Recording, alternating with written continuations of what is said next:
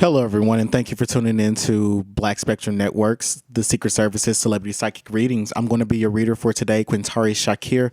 Please go to www.blackspectrumnetwork.com to purchase a private psychic reading, or go to www.quintarius.com to purchase a private psychic reading. Also, make sure that you check out my Patreon. That's patreon.com/Black Spectrum Network, where you can get exclusive psychic readings and exclusive content that's not available on YouTube. In addition to that, for just $2 a month, you get to see all of my psychic readings a week ahead of time. So with that being said, we're going to go ahead and start the reading into Steve and Marjorie Harvey. But my disclaimer before I get into this is I'm still using my microphone and I don't have a stand for it. These videos are pre-recorded. I will get a microphone stand, so please bear with me. So if I'm putting the mic down, it means the stand hasn't come in. But again, these videos are pre-recorded. Anyway, I'm going to go ahead and start.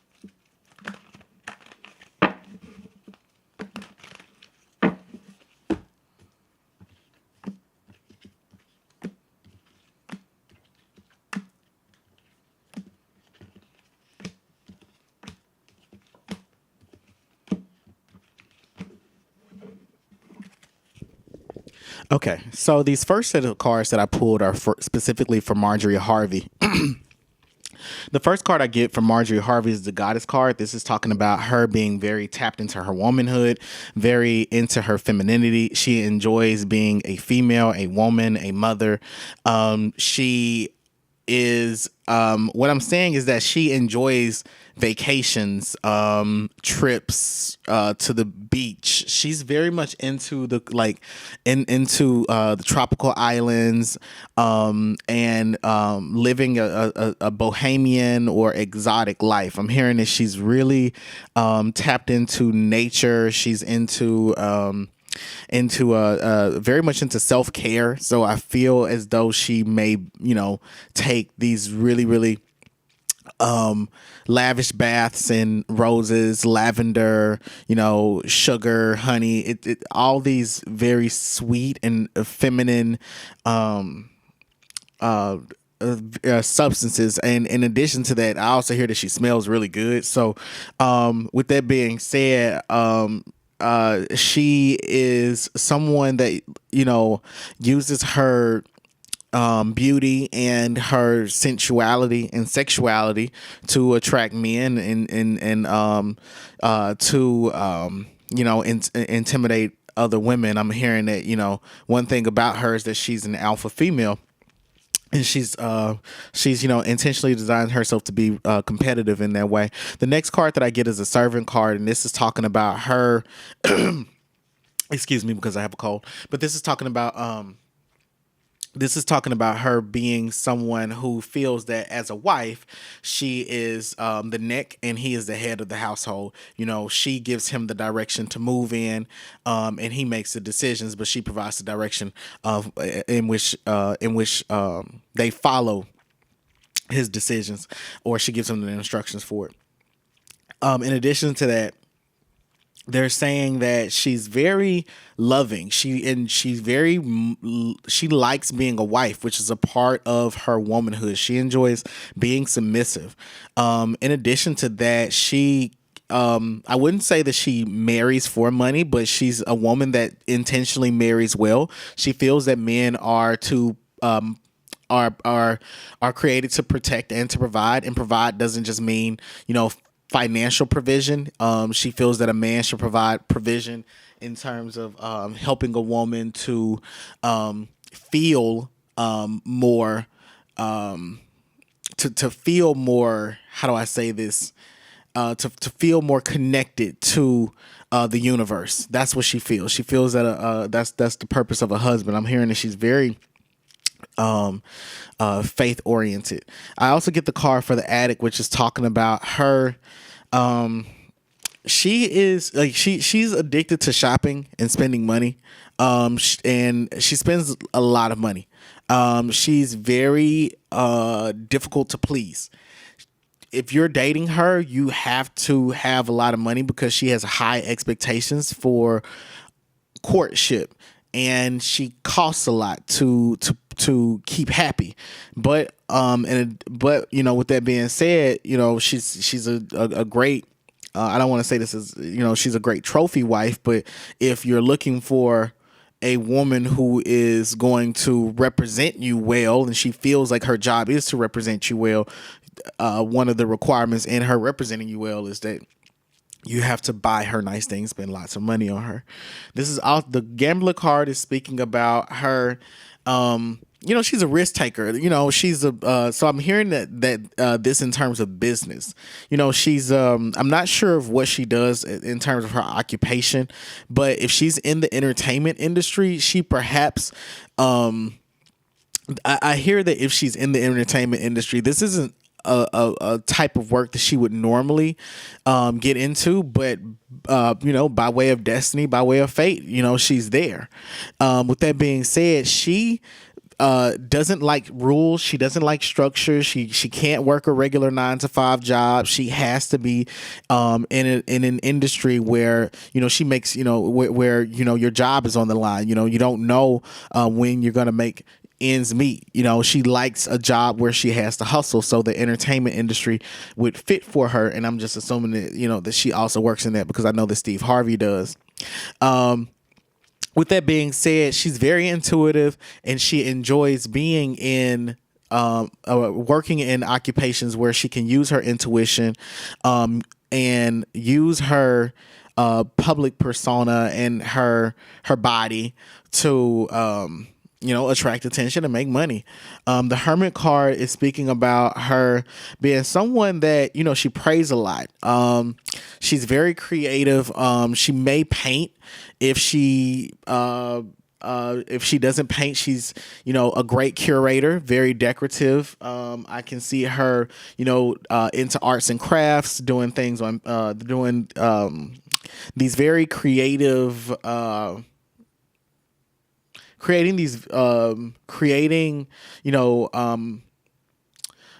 would say abstract art. I see her having an affinity for those things. So I feel as though if you walked into Steve Harvey's house, he would say she decorated. Now for Steve Harvey, I get the card for the teacher, which is talking about Steve Harvey in his role in life. So I know that what I'm familiar with Steve Harvey is that he publishes novels. And these novels are usually teaching people how to live a better life, or how to attract a mate. With that being said, Steve Harvey has the ability to communicate his knowledge, expertise, skills, and wisdom, as this card says, to the masses for a great effect. So he's a phenomenal teacher, and his ancestors are incredibly proud of, and this is what I hear. I hear them applauding him for his ability to transform and help shape the minds of men. In addition to that, I'm hearing that Steve Harvey has a lot of young men that look up to him. Like, he's not, I don't know if Steve Harvey is a reverend or a minister. Perhaps he is, and this is something I don't know, or this is something he may not discuss. But the men that he mentors look up to him as though he's their reverend.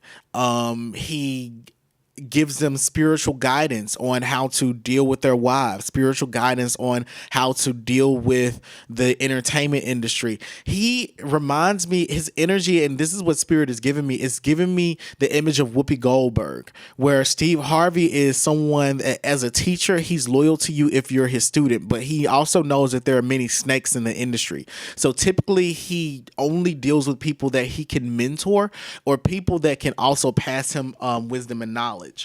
The Pioneer card is speaking about Steve Harvey breaking new grounds in the entertainment industry, collecting achievements that have never been collected before, hosting events that have never been hosted by Black men before. But more specifically, is speaking about Steve Harvey having a passion to create an institution. I feel almost as though that before Steve Harvey dies, his media company is going to turn into a television network. In addition to that, I feel like the Pioneer card is speaking about him having a desire to, to promote education in the African American community, because he is a teacher and he's benefited from sound and how do I say this? He has a lot of generational knowledge from men that, it's almost like his ancestors made sure that they taught the men in the family how to protect and provide for women, even if it's antiquated. I feel like the knowledge that he has is like 4 or 5 generations old.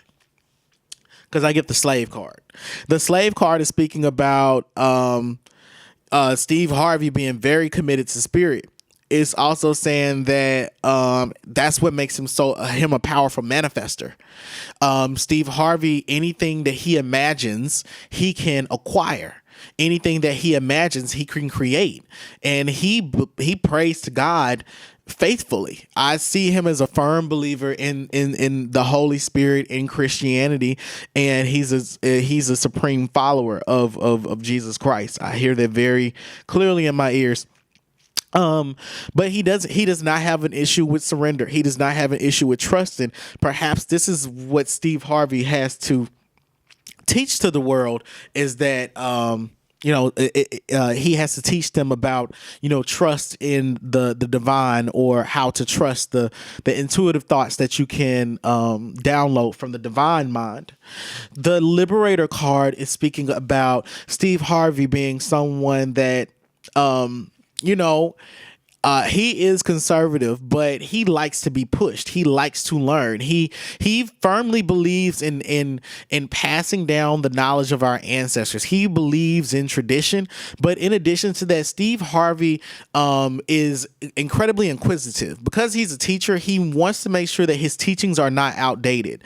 In addition to that, Steve Harvey is someone that he did very much. He gets disgusted by oppressive pathologies. So if you have a crabs in a barrel mindset, if you are explicitly misogynistic, if your colorblind racism, as Eduardo Bonilla Silva would say, manifests as in the what is it, the liberal framework. I can't get this correct. It's escaping me. But what I'm saying essentially is that Steve Harvey wants to reprogram the prejudices and biases of people. He's not incredibly nuanced in his approach to this because of the types of discrimination that he's experienced during his lifetime, is what I hear. But I do very much hear that he wants to use his platform to recalibrate the psychological wirings. No, he wants to recalibrate the psychological frequencies on which we vibrate by re-educating us. Very similar to what this channel wants to do. Interesting. Okay, so the bully card is speaking about Steve Harvey having, Steve Harvey is intimidating. I think that, from what this card is telling me, I don't even want to say this is something that you can't see, because I feel that this is going to, like, you all are going to be in my comments saying, you know what? I knew this. All right, enough rambling. But the bully card is speaking specifically about him having a nasty attitude and Steve Harvey being very demanding. Steve Harvey he's very polite, but he's nice nasty. Steve Harvey, it takes a lot for him to maintain his temper. It takes a lot for him to maintain his composure. He can go off. Steve Harvey is confrontational.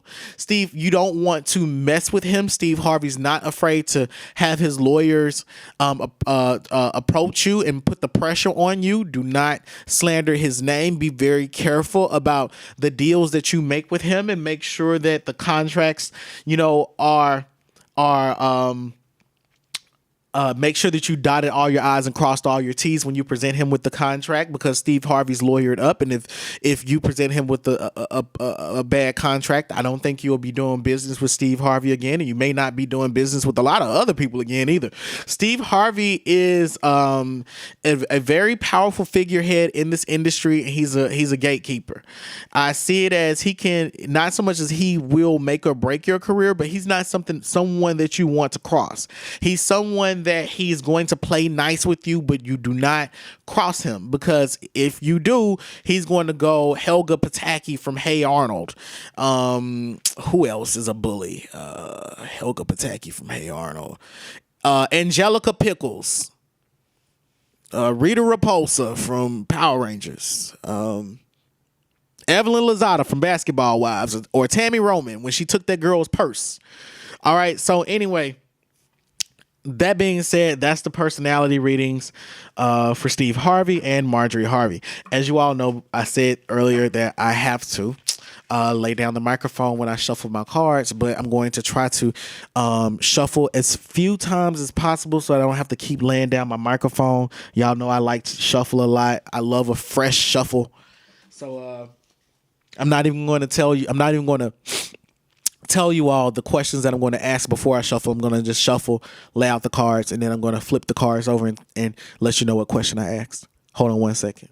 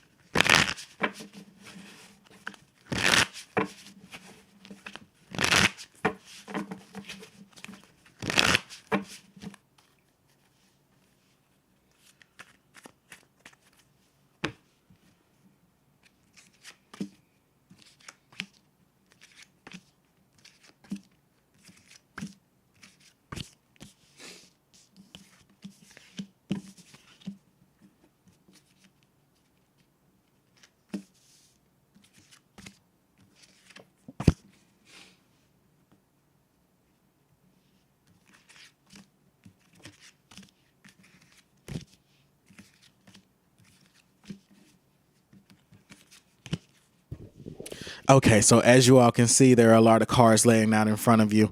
But I'm going to just go ahead and get right into the questions. So the first two questions that I've asked are, what were their childhoods like? So this first row is for Steve Harvey. The second row is for Marjorie Harvey. Steve Harvey's childhood, and these cards they're supposed to be right side up, but I get the Eight of Cups. Hangman. I have to turn these cards around for myself. I'm sorry.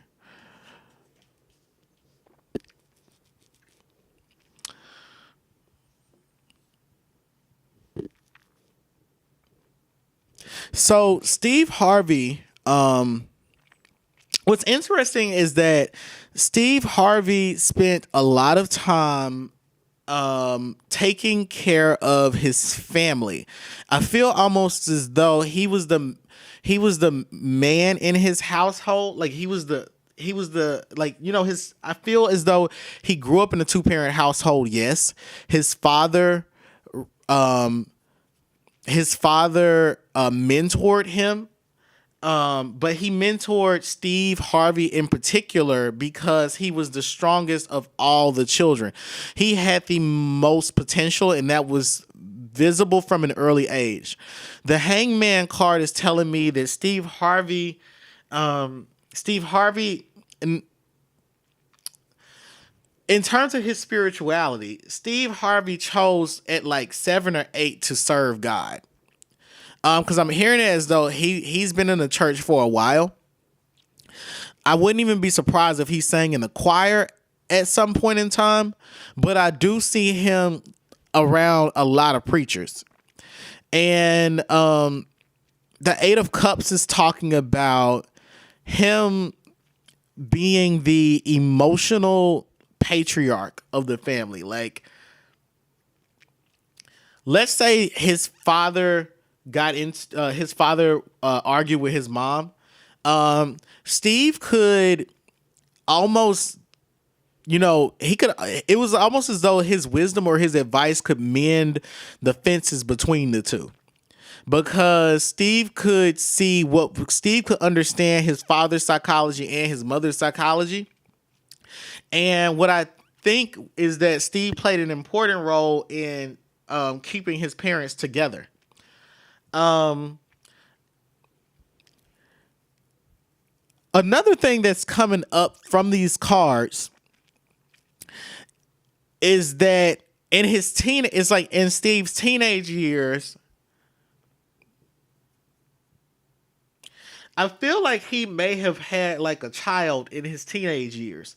And I feel as though, excuse me, I feel as though that child matured him. He's a family man, and he always wanted to be a family man. What other details can these cards reveal to me? Steve Harvey has a grandmother that's very close to him.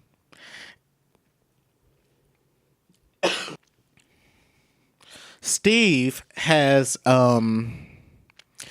if he had a child, I'm getting that he had a child like when he was in his teens, or if he didn't have a child, he thought he had one, or he was taking care of young children. But regardless, he's always been an old soul. And I feel that his child, like at a very young age, he felt like his childhood purpose was to be in entertainment, to be an actor, but he always wanted to be, I guess you can say, a minister. And I feel that he fell short of becoming a minister because he knew that there were things in his personal life that didn't add up. And I feel as though he wanted to work on himself first. He could be a great minister now, but just in his childhood, he wasn't ready to follow that pathway. Now, for Marjorie Harvey, got to flip these cards over again. Sorry.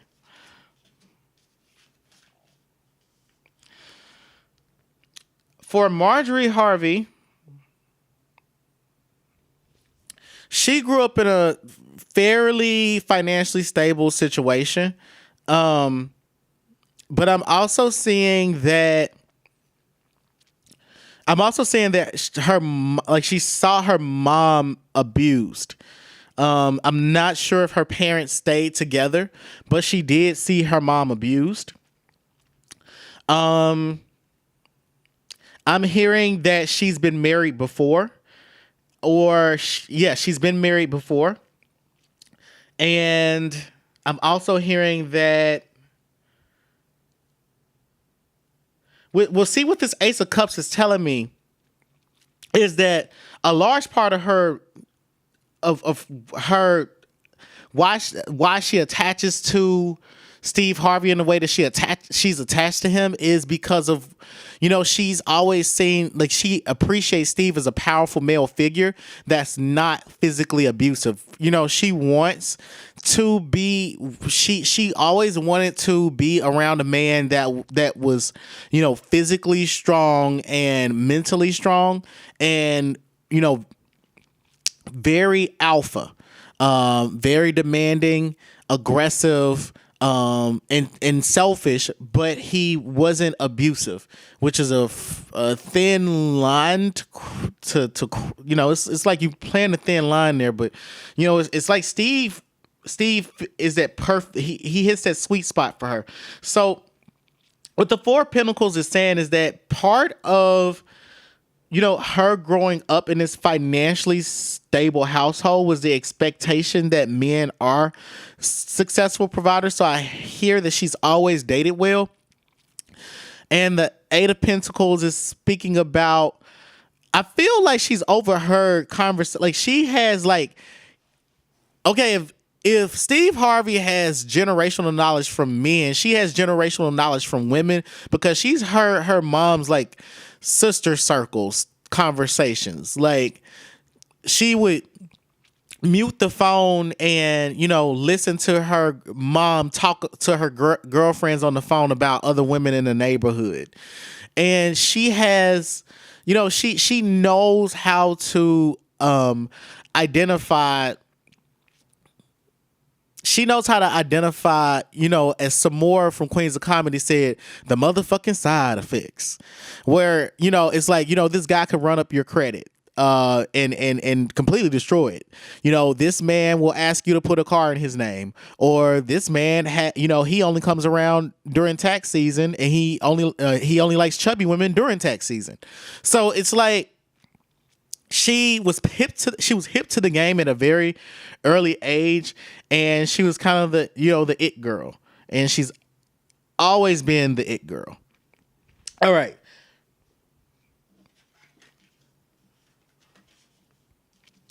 The next question is, how long, hold on one second, is how long was he fooling us with wigs and hair pieces before going bald?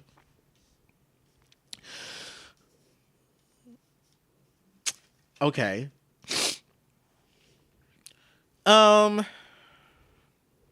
Spirit is saying that a while. Spirit is like a while, a long while. Let's say arbitrary number that they're giving me. They're saying 20. 20 is an arbitrary 2022. Okay. So it's like 20 to 22 years of his career was spent wearing a fake wig. All right. Now what, not a fake wig, but wearing fake hair. Right. But what allowed for him to open up about his baldness was a wife. I'm hearing that it's like a second wife. I don't know if I think he's been married 3 times like LaToya Luckett. But anyway, I think it's like a second wife that made him feel more comfortable in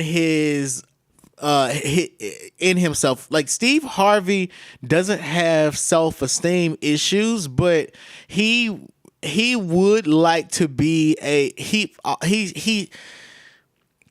how do I say this? Men know when other men are attractive, right? But they don't say it. Steve Harvey knows that he's attractive to certain women on a certain scale. So with that being said, he felt like he needed to have hair so that he didn't look older.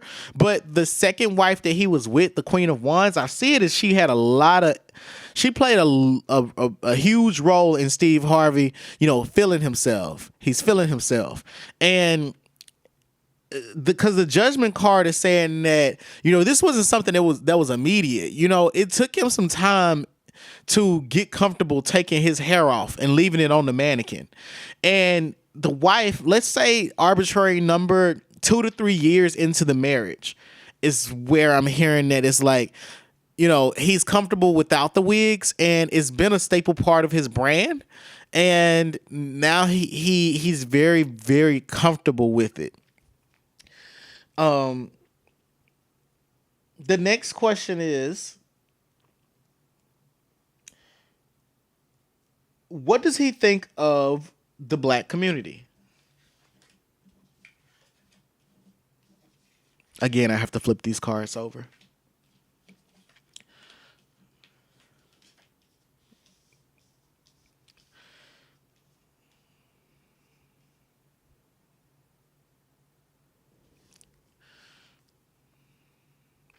Steve Harvey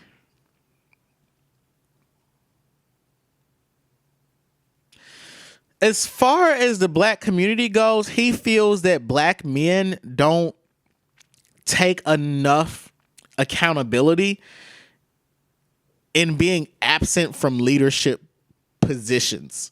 He feels like more Black men should ask for help, even if it's bizarrely, you know, even if it's a bizarre request. So I'm saying this as, you know, advice to anyone watching this video that's a Black man. You know, if you want to get in touch with Steve Harvey, even if you don't feel like it's possible, try to reach out to him, because he really does want to help Black men. Because I get the Knight of Swords, where he feels like Black men have been infantilized by society, yes, but he also feels like he has spoken. Now we're standing on the rugged ground. It's a shame that I feel bad for them, but so glad for us. We have each other, and I just want this to last.